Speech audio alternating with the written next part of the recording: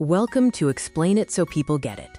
Today we are focusing on how to explain clearly by avoiding the three biggest roadblocks: too much, too fast, and too vague.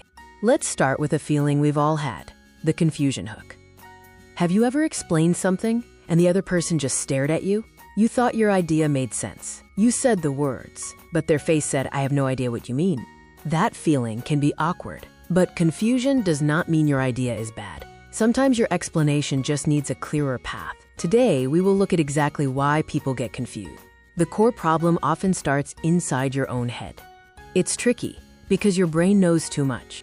When you explain something, your brain already knows the full idea. You know the background, the steps, and why it matters. But your listener may not know any of that yet. If you skip too much context, they get lost. It is like giving directions by saying, "Just go to the usual place." If they don't know what that means, they're lost. Your brain has the map. Their brain may not. The first reason people get confused is giving them too much information at once. You might say, "Our project is about ocean animals, food chains, pollution, habitats, endangered species, and climate change." That may all be true, but it's too much at once. If you give them everything simultaneously, their brain cannot hold it all. Clear explanations always go step by step, introducing one idea and then the next. The second reason for confusion is speed, explaining too fast.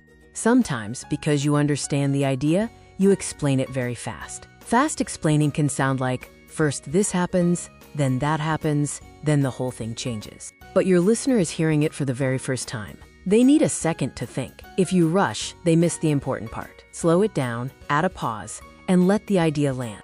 The third reason people get confused is using too vague words. Vague words are like thing, stuff, it, that part, or you know. Sometimes they are fine, but if your listener doesn't know what you mean, they become confusing. For example, put the thing over there, so it looks better. A clearer version is, put the title at the top of the poster so people see the topic first. Specific words help people understand. Let's compare a confusing explanation to a clear explanation. Confusing version. Our slide is about how everything connects, and the animals and ocean stuff all affect each other. Clear version.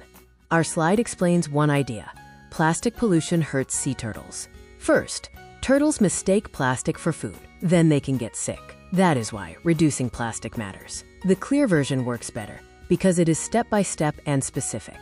So remember, people often get confused for three reasons: too much, too fast, and too vague.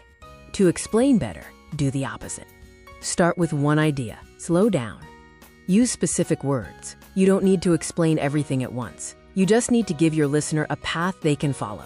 Good explanations feel like a clear road, not a giant pile of words. Now you know why people get confused. But how do you make an idea even easier to understand? Next time, we will learn why examples often work better than definition.